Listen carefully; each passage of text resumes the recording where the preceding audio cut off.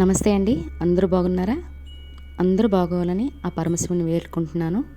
చూస్తుండగానే కార్తీక మాసం చివరికి వచ్చేసాము.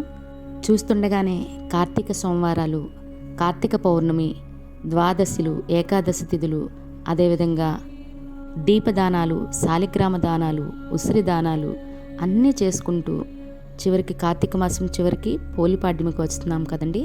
మరి పోలిపాడ్యమి యొక్క ప్రత్యేకత ఏంటి, ఆ రోజు పాటించవలసిన నియమాలేంటి, మరి ఆ రోజు కార్తీకం అయిపోతుంది కదండి, నాన్ వెజ్ తినొచ్చా, ఇలా చాలా ప్రశ్నలు అయితే మనకి తలెత్తుతూ ఉంటాయి.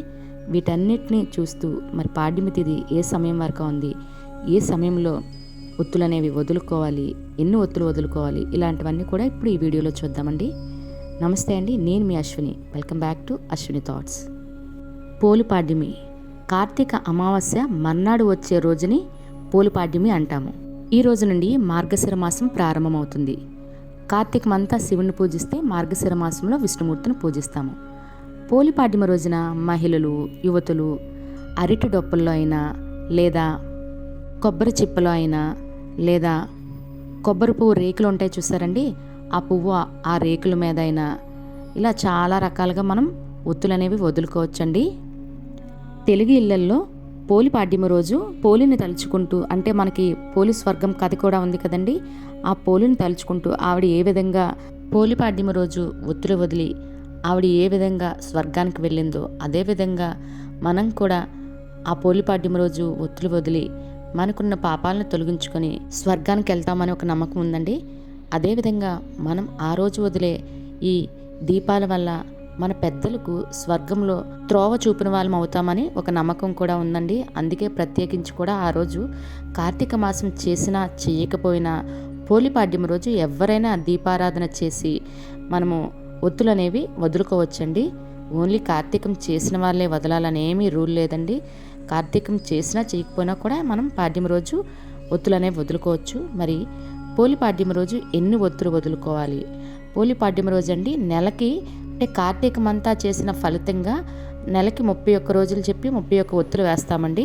మన ఇంట్లో ఎంతమంది ఉంటే అంతమందికి 31 ఒత్తులు వేసి ఒక్కొక్కరికి ఒక్కొక్క 31 ఒత్తు వేస్తాము. మరలా సంవత్సరం పాటు ఏ రోజు చేయని ఒత్తులైనా మన కార్తీక పౌర్ణమి రోజు 365 ఒత్తులు ఎలా వెలిగిస్తామో అదేవిధంగా సంవత్సరంకి 365 ఒత్తులను ఈ పోలిపాడ్యమి రోజు కూడా వెలిగించి మనం ఒత్తులు అనేవి వదులుతాం. అంటే మన ఇంట్లో నలుగురు ఉంటే నలుగురికి 365 ఒత్తులు చేసుకోవచ్చు. మరలా నెలకి 31 రోజు ఒత్తులు కూడా చేసుకోవచ్చు. ఒత్తులు వదిలేటప్పుడు ఇందాకలు చెప్పిన విధంగా అరటి డొప్పల్లో అయినా లేదా మనకి కొబ్బరి చిప్పలు వేట్లైనా వదులుకోవచ్చండి. అంటే పెద్దవి ఇప్పుడు 31 ఒత్తులు లేదా 365 ఒత్తులు వెలిగించడంతో పాటుగా చిన్న చిన్నవి మరలా ఒత్తులు పువ్వొత్తులు కూడా మరలా పెట్టాలండి వాటితో పాటుగా. అంటే ఇవి ఒంటిగా కాకుండా మరలా పిల్ల ఒత్తులాగా అవి కూడా ఉంటాయనేసి, అలా అని ఒక అరటి డొప్పను మాత్రం వదలకూడదు. మరలా పక్కన ఇంకొకటి పెట్టి దాంట్లో కూడా వదలవలసి ఉంటుంది. అంటే ఒంటిగా ఒక్కటి కాకుండా జోడుగా 2 వెళ్తా అనేసి అంటారు. మరి ఆ రోజు మనము ఇంట్లో పెట్టవలసిన నైవేద్యాలు ఏంటంటే చలివిడి, వడపప్పు తప్పనిసరిగా పెట్టాలండి. మరియు బూర్లు ఏ బూర్లు ఉన్నా ఆ రోజు అది అమ్మవారికి చలవ చేస్తుందండి. అంటే మనము అమ్మవారికి ఆ రోజు చేసే పూజ ఆడపిల్లతో సంబంధం కదండి, అందుకు సమానంగా చల్లదనం చేయడానికని మనం చలివిడి, వడపప్పు, బూర్లు పెట్టి కొబ్బరికాయ కొట్టుకొని మనకి కుదిరితే సముద్రంలో నదీ స్నానం చేసి వదులుకోవచ్చు, సముద్ర స్నానం చేసి వదులుకోవచ్చు, లేదా అంటే చెరువులు ఇలాంటి వాటిలో ప్రయత్నించండి. అవి ఏవి కుదరకపోయి అందుబాటులో లేకపోతే ఇంట్లో మనకున్న వాటిలో, అంటే 99% స్టీలు కంచాలు ఉంటాయి కదండి, అవి మాత్రం అవాయిడ్ చేయండి. తప్పదు మనకు అవి లేవు అనుకునేట, అంటే ఇత్తడి కంచాలు ఇలాంటివి ఏవి లేవు అనుకునేటప్పుడు వాటిలో వదులుకోండి. కానీ లేకపోతే ఇత్తడి కంచాలు ఉండినట్లయితే అవే మంచివండి. ఎప్పుడైనా పూజకి స్టీల్ అని ఎందుకు అంటున్నానంటే అందులో ఐరన్ కలిసి ఉంటుంది కాబట్టి పూజకి ఐరన్ అనేది నిషేధం అండి. అవి దైవశక్తులకి నెగిటివ్ ఎనర్జీని ఇస్తాయన్నమాట, రానివ్వకుండా. కాబట్టి మనం ఐరన్ ఎప్పుడు మనం పూజలో వినియోగించకుండా ఉండడానికి ప్రయత్నించాలి. మనకు ఉంటే ఎత్తడివి లేదంటే ప్లాస్టిక్ ఉంటాయి కదండి, వాటిలో అయినా పర్వాలేదు. మనకి ఇంకా కుదిరితే చక్కగా నదిలో అని, చెరువులో అని, పారే కాలువల్లో అని వాటిల్లో మనం పెట్టుకుంటే వదులుకుంటే ఇంకా మంచిదండి. మరి కార్తీక మాసంలో నాన్ వెజ్ తినలేదు, కార్తీకం మనకు అమావాస్యతో అయిపోయింది. మరి పాడ్యమి రోజు కూడా మనం కార్తీకంలో పాటించిన ఈ ఉల్లిపాయ తినడం అవనియండి, అంటే ఉల్లిపాయ తినకుండా ఉంటాం కదండి, అది అవనియండి, నాన్ వెజ్ తినం, ఇలాంటివి ఏమైనా పాటించాలా? కార్తీకంలో ఏవేవి పాటించామో వాటన్నిటిని పోలిపాడ్యమి రోజు కూడా పాటించాలండి. పోలిపాడ్యమి చేసేదే కార్తీక మాసం సందర్భంగా చివరిగా మనం ఒత్తులు వదులుతాము. కాబట్టి ఆ రోజు ఏ పాటిస్తున్నామో వాటన్నిటిని మనం పాటించవలసి ఉంటుంది. మనం ఇంట్లో ఒక ప్రత్యేకంగా ఒక పూజ చేసినా, ఒక పండగ చేసుకున్నా నాన్ వెజ్ ఎందుకు తినము అంటే ఒక హైందవత్వంలో ఒక పూజకి నాన్ వెజ్ అనేది దూరంగా ఉంటాము. కాబట్టి వాటిని ఇక్కడ ఈ పూజలో కూడా పాటించాలండి. నాన్ వెజ్ అనేది తినకూడదు. పాడ్యమి తిథి ఉన్న సమయంలోనే మనము ఒత్తులు అనేవి వదులుకోవాలి. అది కూడా సూర్యోదయానికి ముందే అండి. మనం సూర్యోదయం అయిన తర్వాత మనము సుహాసులకి తాంబూలాలు ఇచ్చుకోవచ్చు, చక్కగా భోజనాలు పెట్టుకోవచ్చు కలిగి ఉంటే. మరలా ఉదయం గుడికి వెళ్ళి బ్రాహ్మణులకి స్వయం పాకము అన్నీ కూడా ఇచ్చుకోవచ్చండి. కానీ దీపాలు వదలడం మాత్రం సూర్యోదయానికి ముందే చేసుకోవాల్సి ఉంటుంది.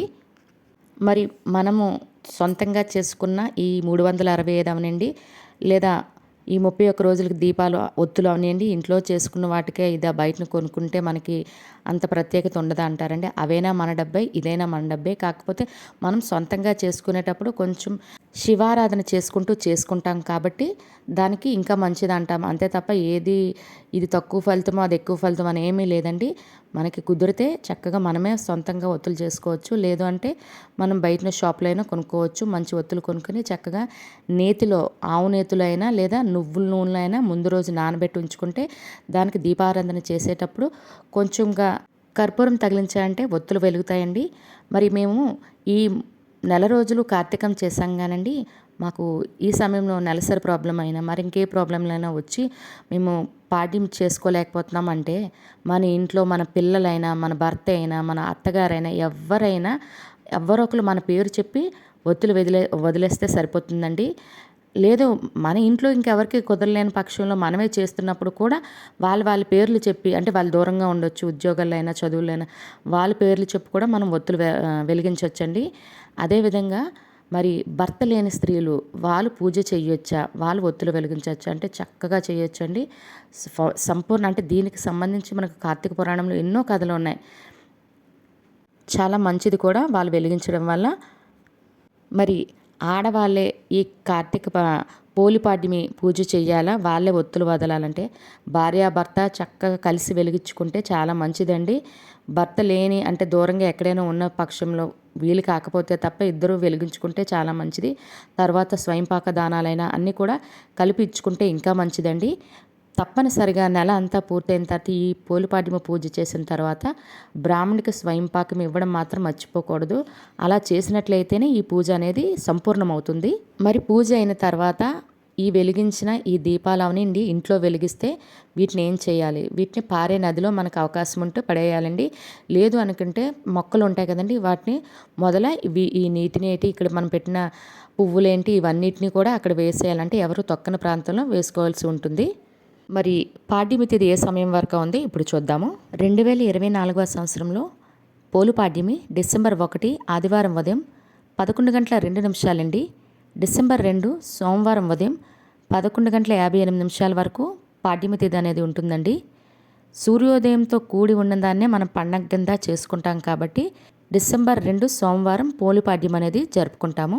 మరి ఆ రోజు మనకు ఉదయం 11:58 వరకు పాడ్యమి తిథి ఉన్న ఒత్తులు వదలడం అనేది సూర్యోదయానికి ముందే మనం ఒత్తులు వదులుకోవాల్సి ఉంటుంది. తాంబూలాలు అవనియండి, స్వయంపాకాలు అవనియండి, మనం మధ్యాహ్నం 12 లోపు అయితే చేసుకోవచ్చు. కానీ మనం ఇంటి దగ్గర అవనియండి, బయట నదీ స్నానాల దగ్గర అవనియండి, మనం ఒత్తులు వదిలే సమయం మాత్రం సూర్యోదయానికి ముందే చేసుకోవాల్సి ఉంటుంది.